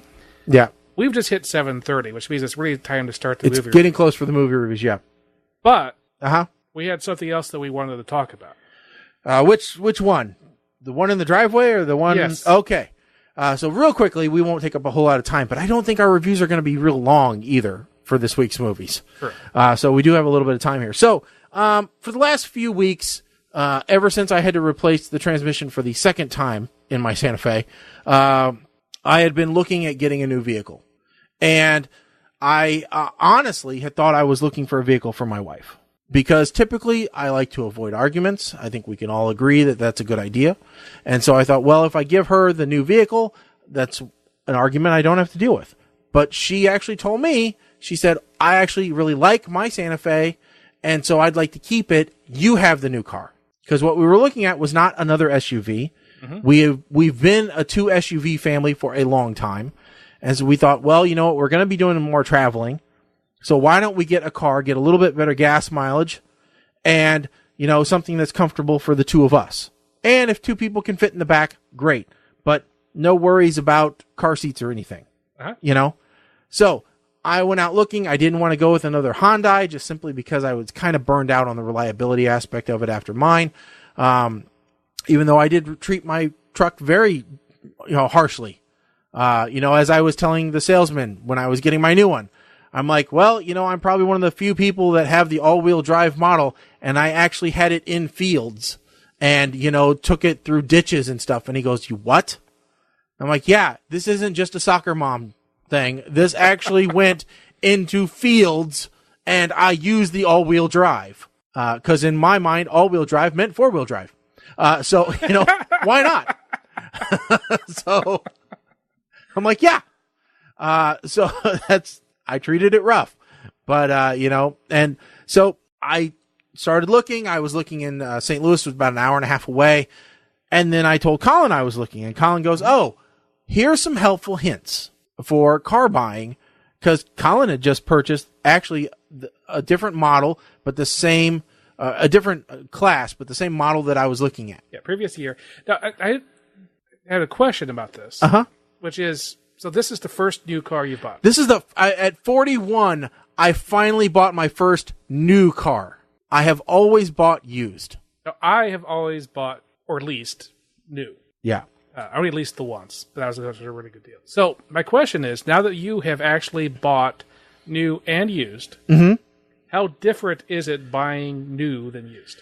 It is a little bit different, but they're not that different. I would say that the warranty aspect of it is different because traditionally with the used car, they say, okay, here's the warranty that we're going to offer and that's it. And there wasn't, there wasn't even an opportunity for haggling or anything with that, or an opportunity for, oh, do you want more years, less years, whatever. But there wasn't a whole lot of difference. I will say that, going to a new car lot as opposed to a used car lot, the salesman's different. Their attitude's a little bit different. All right. They're all about, hey, can I get you a soda? Hey, do you want some popcorn? And hey, we're going to wash your car before we give it to you. And whereas the used car salesman's a little bit different. All right. He's like, hey, you want a cigarette? Sure is hot out here, isn't it? Different. But one of the big differences though is the test drive. I will tell you this. Used car test drive, they take a copy of your license and they say, all right, we'll see you in a while. Let us know what you think. All right. New car test drive. He's in the car with me, which was, a little bit different and a little bit nerve wracking because I couldn't really test the car the way, cause I'm so used to used car. I'm going to pull up to a parking lot. I'm going to start pressing down on all 4 corners to see how much give the suspension's got, to see if I get shocks and struts are still in good spot. I'm going to do a real detailed look in underneath the hood to see oil spots and all that kind of stuff. New car, I didn't feel like I needed to do that. Yeah. And, so it was just, I didn't do that. Yep. Yeah, you don't need to do that because it's still under warranty. And sometimes the salesman will be, in the car with you, especially the first time you've shown up. Yeah. Sometimes they'll let you go on your own, especially if you've been there before and they know you. Part of that is to say, well, you're trying out a car. Yeah. And you want to know that nobody else has taken this car out for a test spin and done something stupid to it. Yeah. And the other thing was, I think that they were a little bit, maybe even put off is the right phrase, by how much information I walked in the door with. All right? Yep. Because I walked in, I said, hey, I want to go talk to Jay. They said, okay, we'll call him over. He came over. He goes, what are you looking at? I'm like, oh, I'm looking at an 18 Honda Accord Sport. And he goes, oh, okay. I'm like, and the 1.5, not the 2-liter. He goes, all right. Do you know what color? Black. And so he goes, okay. I said, I think they're over there. And so he goes, well, what do you know about this car? I'm like, I know that I needed this trim level because the LX model doesn't have Android Auto or Apple CarPlay. And so that's why I'm going with this one. Otherwise, I'd have been in the LX because it's cheaper. I also know that this is 196 brake horsepower and foot-pounds of torque. Really my only question is, have you driven both the 1.5 and the 2? And he goes, yeah. And I go, is there really any difference in the day-to-day driving between the 1.5 liter and the 2? And he goes, no. Okay, that's all I needed to know. Let me sit in the seat because I've done research for like 2 weeks on this exact model, but I haven't actually sat in one yet. Okay, so you know about the 8-way adjustable seats? Yeah, I know all about those. So I get in, move it back. I'm like, wow, okay. And then he goes, oh, let me show you the rear legroom. I go, oh, yeah, that's gotten compliments because it's the biggest rear legroom between this, the Camry, and the Nissan Altima. I'm like, Actually, this was Edmund's car of the year this year. Did you know that? I'm telling him about the car. Which is good because he's actually spends most of his time on the Chevy lot. And then he opens the trunk and he goes, oh, this has a lot of trunk space too. I'm like, yeah, there's actually one more trunk space than the Camry. And he goes, oh, so you looked at the Camry? I'm like, no, but I compared the Camry. And did you know that the reason I'm not going with that is because they don't have Android Auto or Apple CarPlay? I'm like, in fact, none of the Toyotas do, no matter what trim level you go with. Yep. I said, so that's why I'm at the Honda. So here's the parts that I gave him to walk in there with. Yeah. So I showed him TrueCar and Blue Book because they'll both tell you what other people have been buying them for, so you can see the range. You don't want to go for the lowest and expect to walk in and get somebody else probably got like, oh, I was their son deal. But so you're in the right spot. Shaggy had a offer from a place in St. Louis. Yeah, I had done research and I had sent out to like 8 different dealerships. And I said, okay, what's your lowest price on this car? And include the destination fee because it seems to be different for every dealership, and I want that number. Give me what the number is, your lowest number for this car. And as it turns out, it was a dealership that I actually hadn't visited in St. Louis, but they sent it to me in email. So it was like 24,120 or something like that is what they got, the number that they sent me. And so I had the printout of the email in my back pocket. And then Colin had said, before you take your truck in, go to CarMax. That We Be Sedivo place, and see what they'll give you for a trade-in. And I'll tell you what, and they're luckily just a couple blocks away from the Honda dealership here in town. And I thought, that'll be extra time. I shouldn't do it. But then I thought, nope, I'm going to go and I'm going to do it. I'm going to follow Colin's advice and I'm going to go there. Now I looked up on Kelley Blue Book and my car was worth somewhere between $2,250 and $2,750. All right. I went there. It cost me like 20 minutes. They offered me $3,000 for my car. So I'm like, well, I'm not sure. I'm going to go down to the dealership and I'm going to let them insult me. But I want to take your number with me, just in case. And he goes, okay, no problem. He goes, I'll probably call you in a couple days. I'm like, well, I'll probably make a decision today, but go ahead. And by the way, CarMax, if you are looking for a used car, go to them. Or if you're looking to sell your car, go to them. I highly recommend them. Very nice people there. All right. And so I took their offer of $3,000 for my car. I had the 24,120 or whatever in my back pocket already. I walk into the dealership. I tell him what I want. And so finally Jay takes me back to a room. And so he takes that thing. He slides the piece of paper. He goes, okay, well, this is what we can give you for your trade-in. And this is what we can do for the car. The trade-in value, they only wanted to give me $2,000 for my car. So sure enough, there was the insult. And then for the new car, they wanted me to pay $26,000 for it. Actually, like $26,800. And I said, okay, well, everything looks good on this page except for those two numbers. The only two that really matter. I said, for that trade-in value, I got this piece of paper from CarMax. It says they'll pay me $3,000 for my car. Oh, really? Yeah. Okay. Well, I'll take that to my manager and see what else we can do. Oh, and while you're at it, as far as the $26,000 goes, I got this email from Bomarito down in St. Louis saying they'll sell me the same car for $24,100. I'm like, that's over $2,000 less than what you're going to sell it to me for. He goes, excuse me? I'm like, yeah, look right here. He goes, is that for the 1.5 Sport? Yep, 1.5 Sport. There's the VIN number. I'm like, you can call him if you want. And so he goes, oh, well, I'll take that with me too. Walks out of the room. Not 3 minutes later, walks back in. All right, well, you just made that easy. My manager said we'll match both. Okie dokie. And then we walk in, and Colin had given me the address. I won't give it out online. Yeah. A place to get a discounted warranty. There's an East Coast car dealership that will sell Honda Care warranties over the internet, and they do it like much lower margin because there's a huge 50% margin on those things. Yeah. So then I go to the finance guy, and the finance guy is actually the one that sells you the warranty, right? And he goes, okay, what warranty are you looking for? And I go, 5 years, 120,000 miles, zero deductible. And he goes, okay, well, that's going to be $2,980. I'm like, no, I got this piece of paper right here that says it's going to be $905. And he goes, excuse me? I'm like, yeah, look, you can call him if you want. And he goes, how the hell did they do that? That's a $3,000 policy. I'm like, well, I don't know, but match it? Or I can buy it through them. He matched it. So, that was the first time ever, whether it was a used car or what, that I walked out of the dealership under the price I wanted to pay, feeling good about it. So that was great. I told my dad about it, and he's like, wow, I'm taking you the next time I go buy a car. So, that was fun. See, when I bought my car, it was a previous model year, late model year.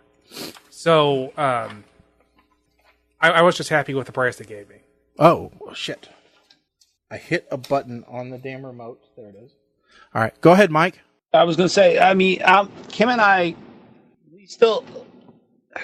we know somebody that used to own the Chevy dealership right around the corner. So when we do decide what Kim's going to get into, we're going to talk to her and say, okay, who can we go to and name drop? Mm-hmm. Who do you still have a good relationship with that we can name drop and get this car? So that's kind of where I'm going to be at. If it was a Caddy, then you ask my father-in-law, but we don't do the Cadillac in this house. In fact, I want nothing to do with any GM vehicles ever again in this house, to be completely honest, after my truck, which has been, knock on wood, hasn't been too terrible, but... Yep.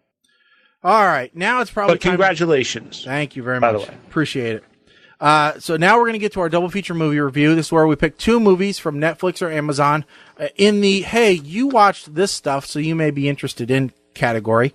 Tonight's movies are The Last Movie Star from Amazon and The Last Heist from Netflix. It's the last week. Yes, it is. It is a week of laughs. So which one do we want to go with first? Heist or Movie Star? Mike? Let's go with Heist. Heist first. I have a written review, so if you guys don't care, I'll go first. Yeah, go ahead. Go right ahead. All right. You said we were going with Movie Star, right? No. No, Heist. Okay, good. I'm glad I caught that. All right. Every once in a while, I think that Hollywood decides certain people need to get more work. In this instance, some Hollywood executive was sitting around his office and said, you know what? I wonder what the singer from Black Flag is doing right now. I bet he'd make a great serial killer. Another producer in an opposing chair took the cigar out of his mouth and said, you know what? I think you're right, but the Saw movies kind of have the market cornered. So we need to mix it up and put him as a Deadpool anti-hero type, maybe in the middle of a back of a robbery or something. The first executive then said, Bob, that sounds amazing. Then the Mexican janitor spoke up and said, yeah, man. While you're at it, why not just hire the blood supplier from Turbo Kid while you're at it for special effects? The two executives turned to him and said, listen here, Juan, just empty the trash and get out. Once he left, the fatter of the two said, damn fine idea, though. The other said, you're right, let's do it and call ICE and get that wetback deported. We can't share any of the profits with him, MAGA. So there you have it, the creative meeting for the last heist. Two Hollywood executives lighting cigars with $100 bills and an undocumented resident who couldn't keep his mouth shut and is now on a bus back to Tijuana. Naturally, then, you have to ask the question, is this movie any good? Which forces me to ask the question, did you just listen to what I said? Of course it's not any good. The only redeeming quality about this movie is that Henry Rollins does play a great serial killer. The only problem is that the serial killer portion of the movie only accounts for about 30% of the total screenplay. This movie doesn't know whether it's a serial killer movie, an anti-hero movie, a heist movie, a mafia movie, a dirty cop movie, or a tribute to Rainbow Bright. If you are looking at this box art and thinking it looks like a good movie, please just move along and find something else. This thing, while it should be action-packed, is actually very boring and slow. That's why it deserves the rating of yawn. All right. Okay, I'll go ahead and go second. So that Mike can play cleanup. I can play cleanup. So, The Last Heist. Before this movie ever even started, I gave it a point. That point was for its running time of 1 hour, 24 minutes. I was like, awesome, it's short. That gets a point. And then Henry Rollins, that gets a point. This movie now has 2 points, and I haven't even watched it yet. Awesome. Spoiler warning. At the end of the movie, it still had 2 points. But, okay, this movie is actually a high concept. That high concept is, imagine something like, crap, I was kind of blank. I'm imagining crap in this movie. It's a heist movie, but with a serial killer. Die Hard. That's what Die Hard left my mind. It's like, imagine Die Hard, except the John McClane character is a serial killer. That actually sounds like a fun movie. And Henry Rollins playing this character in that kind of movie, I could imagine that being fun. Hey, Dexter was an entire TV series about a serial killer as the protagonist, so I think it works. Unfortunately, everything else about this movie is some of the worst movie you'll ever see. The worst cops are in this movie. Has anybody in this movie playing a cop ever actually met one? How do people come up with guns and say, hey, we're from the Department of Defense, we're taking over, and nobody says, no, you're not, because Department of Defense doesn't have any jurisdiction.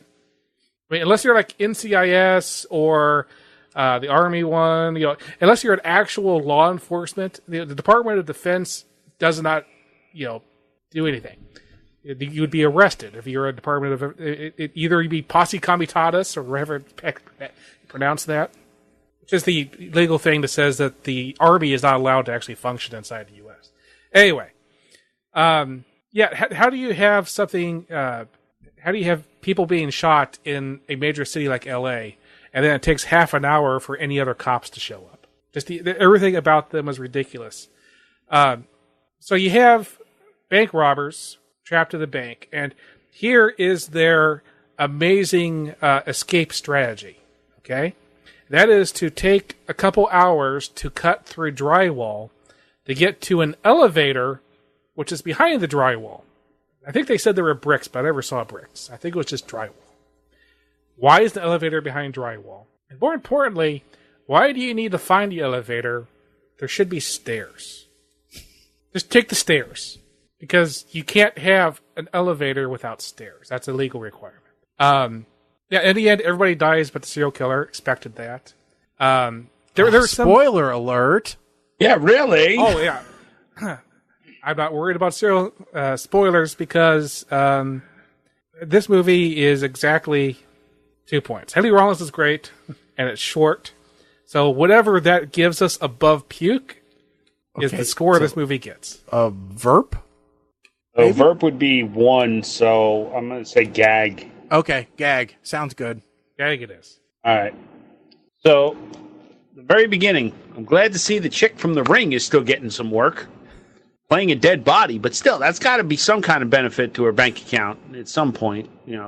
In what world is it even conceivable that Henry Rollins would be a reverend? And this is coming from a reverend.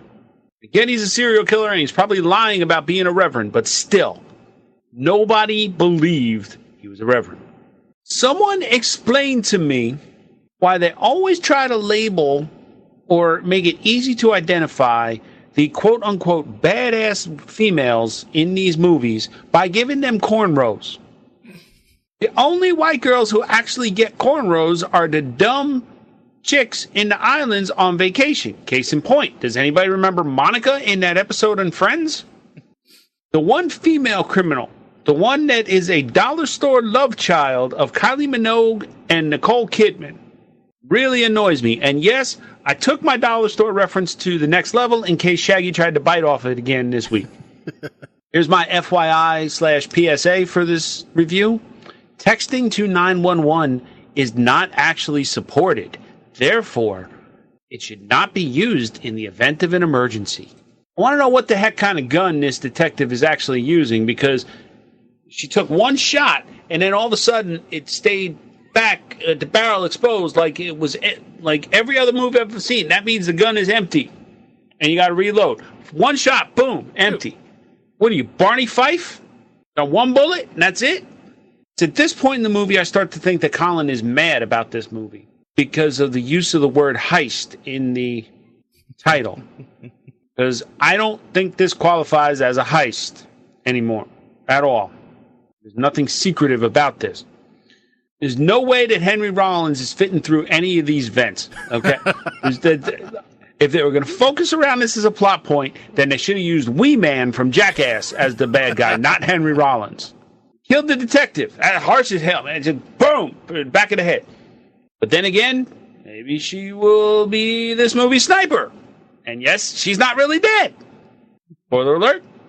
She is this movie sniper, but she's not really dead. Somebody tell me what in the... Give myself a bean penalty for this if we ever figure out what in the monkey shit kind of twist at the end is that. All right. The brother, who was a bank teller, was actually a cartel plant. The ex-ranger who's a bank teller. And now he's a cartel plant. But Rollins is still alive after a knife to the freaking head. And gets away with the money. My brain hurts trying to figure this out. Mm-hmm. Somebody put a PowerPoint together for me because I don't know. I gave this a Verp. Okay, it was bad, but not so bad that I would tell people to never watch it. Rollins was pretty creepy in this, and I could see his character launching from here and being a bad guy in another horror flick by M. Night Shyamalan Ding Dong. No, possibly in the next chapter of the Split/Unbreakable/ whatever. What's the new one called? Glass. Okay, so Split, then Glass, and Preacher. That actually looks interesting. I might see that. One thing I'll say, Mike, is I knew that the brother was working for the cartel the entire time. Well, you're a better man than me, because I had no clue. The reason I knew that is he's the assistant manager. The assistant manager of a cartel money laundering bank is going to know he's working for the cartel. My thing is, if they're going to have that, if you're going to have the one brother thinks he's the bad one and the other one's the good one, and then have this twist and you find out both of the brothers are bad ones, you need both of the brothers alive for that. Well, but twist only to mean anything. Depends on your definition of bad. I mean, the cartel brother was just watching out for his employer. The other one was trying to rip him off. No, the one of them has gone bad as a criminal, and his brother was supposed to be the good one. The good one can't be working for the cartel and still be good. I don't know. All right, next movie up. The Last Movie Star, starring Burt Reynolds. So, do you mind if I go first? No, go ahead. So, here's the thing I want to say about this movie, and that is our puke to Schneike's scale. Uh-huh. We've had a problem in the past with My Name is Doris, where I decided I couldn't put that movie on that scale because it was a real movie with real people in it. And part of the problem with that was that I didn't actually enjoy the movie that much. I couldn't give that movie Schneike's, even though its quality is at Schneike's level. Okay? And the problem with this is that our puke to Schneike's scale is about bad movies. And we go and we see it's a bad movie, but we're not mad because we saw it. It was okay. It basically gets a meh. If we see a bad movie and we are so happy that we saw this movie and we want to see it again and we want to tell other people that this is a great movie that no one knows about, that's a Schneike's. Mm-hmm. If we want the people to never make a movie again, it's a puke. If we want those people to die, then it's a burn it with fire, as Mike added last time. Okay? So that was my problem. When we have a real movie with real stars, like and real people who know what they're doing, and it's well made, like My Name is Doris. And this week we have The Last Movie Star. Mm-hmm. And let me just say, both these movies have titles that don't make any sense. What was The Last Heist? I don't know. What's The Last Movie Star? I don't know. But it's the same thing. We have a movie here with real people, real stars, and you look at it, you're going, it does not really fit on our puke to Schneike's scale. So I'm saying that we should have a separate scale for these movies. Maybe still Schneike's at one end, and then something else at the other end for, real movies that maybe no one really knows about, as opposed to bad movies that the bad movie scale and the little known movie scale. Okay? That's what I'm saying. Schneike's at the same end, but now, in the case of this particular movie, The Last Movie Star, this problem is academic because this movie is a Schneike's on either scale. This movie is basically Burt Reynolds playing himself with a different name, and he goes to a movie festival that he is being awarded at. And actually, I'd almost like to give this thing its own score, which is maybe you should stop listening to us talk about it and go watch it first. Because this movie is awesome. And it's worth seeing without really knowing what happens. We'll say it has Burt Reynolds, and it has some people you probably would recognize. Chevy Chase is in it, just briefly. More of a walk-on part. But some of the other actors have been in other things, and they play people that I have actually met. That's the thing. A lot of the characters in this movie, even though they seem kind of wild, I know people who would put on a movie festival like this and think that they were doing a great job. I've read reviews of this movie who are saying, they put, this character, and this almost was making fun of Burt Reynolds himself and the way that they were treating him. I was like, no! They had no idea that they were treating this character bad. They thought that the hotel they put him in was great. They don't know any better.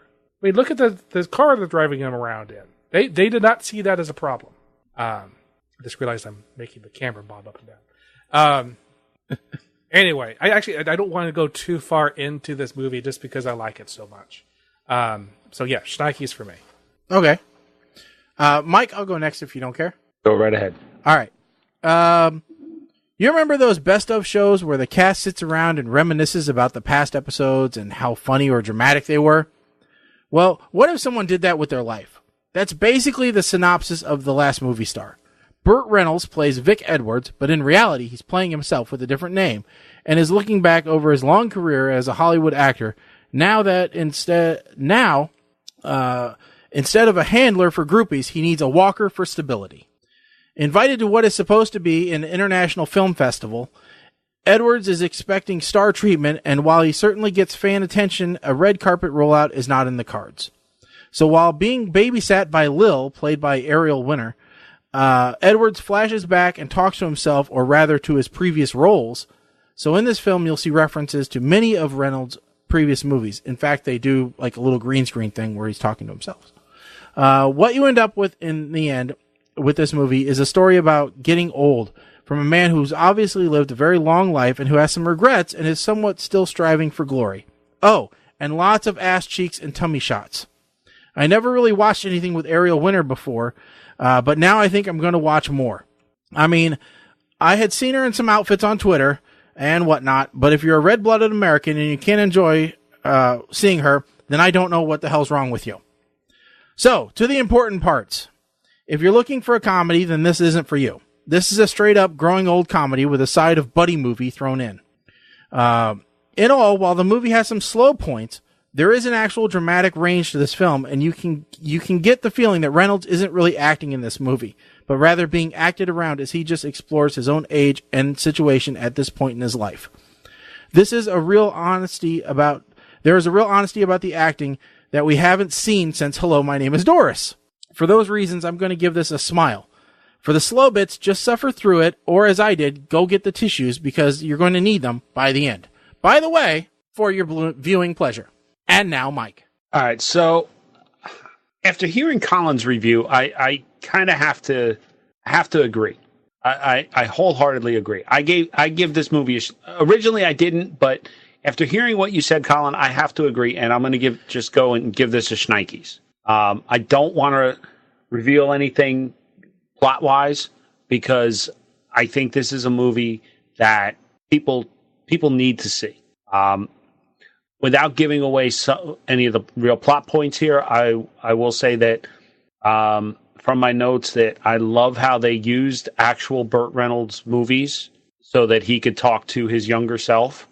The pace of the movie actually kind of reminds me of Up a little bit because it starts in the beginning with showing him at a happier time in his life. Then it punches you in the gut. Oh yeah, I thought you were going to punch out for sure. And then it works its way back up from there, but still has somewhat of a sad overtone to it. The best way to describe this is it's a thinly veiled autobiography of Burt Reynolds. Because I can honestly see if you replaced his character's name with his name, the movie still works. Yeah. There a couple of points in the beginning. You see him sitting in his living room, and he's got this new, beautiful TV sitting on top of the old TV. I think everybody can relate to that. I love how he's still got the 70s decor in his house. I want to take the opportunity to say that Chevy Chase looks horrible. And I may have a pick for next year's Death Pool. I don't like how Ariel Winter was in the same skimpy outfit for the entire movie. It kind of bothered me a little bit, and I don't know why. I think this is her trying to break away from her good girl image from Modern Family. I love when old grandmas are all like, "You're so cute. Can I just hug you?" That's got to be one of the cutest things ever about old grandmas until you catch a whiff of Bengay or something.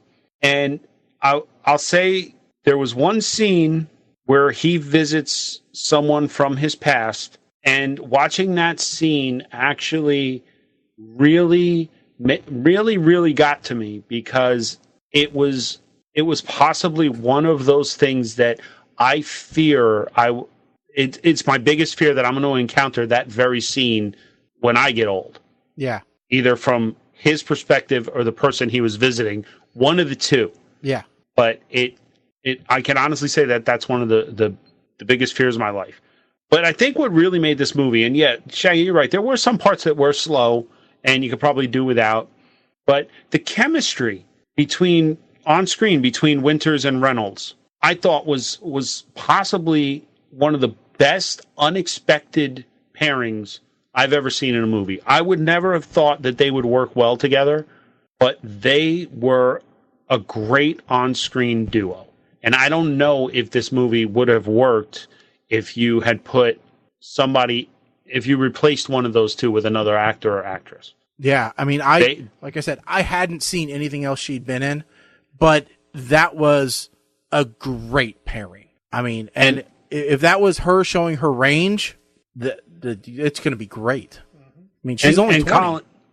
Colin, just to touch on something you said, the title, The Last Movie Star, was actually not the original title of this movie. Right. It was it was Dog Years. Yes. So when they showed it at the film festival, and whoever bought the movie before they put it out there said, Dog Years doesn't make any sense either. And somehow they landed on The Last Movie Star. So Dog Years is actually a really good name for this movie. They felt it was misleading. It didn't fit the... Yeah. But if you have Amazon Prime, or I believe it was available on DirecTV Cinema before it was on Prime, definitely this is a movie you want to watch. And this evidently did win 2017 Tribeca Film Festival. Well, I'll just say, it actually reviewed badly, which is probably one of the reasons we have it on our list. And I disagree, because I read a lot of those reviews, and I completely disagree with them. I think a lot of it is those reviewers are from the coasts and don't really connect with the people in the movie.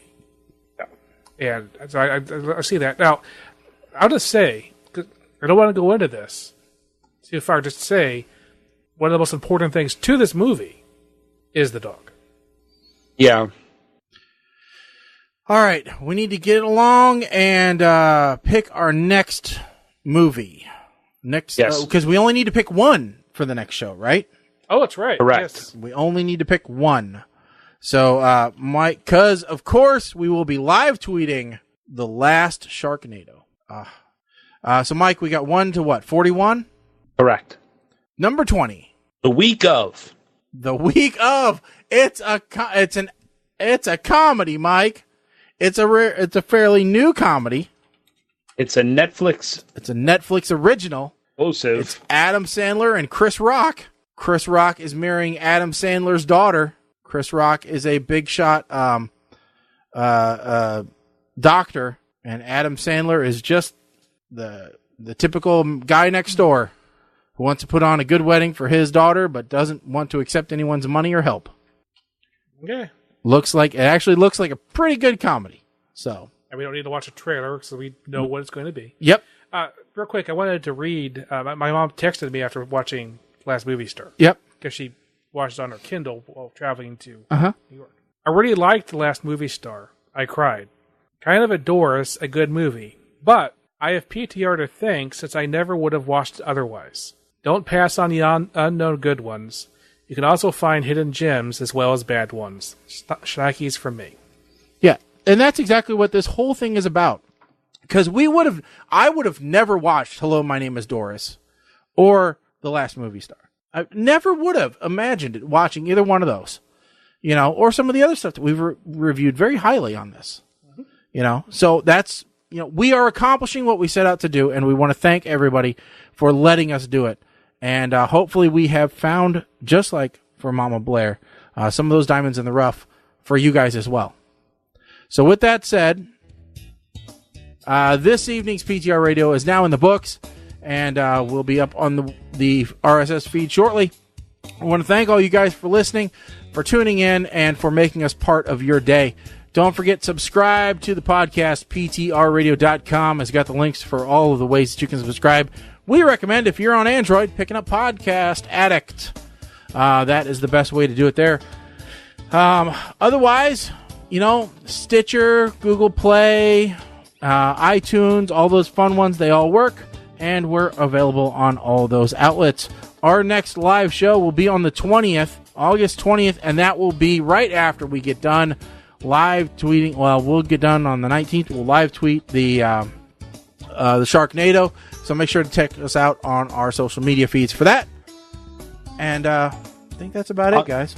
Yeah, on the Facebook page, we will put the hashtag we'll be using for Sharknado, so you could easily follow along with all of our tweets, because we'll be tweeting from the PTR account, from 8-Man Cylon, and Colin, will you be tweeting from your account?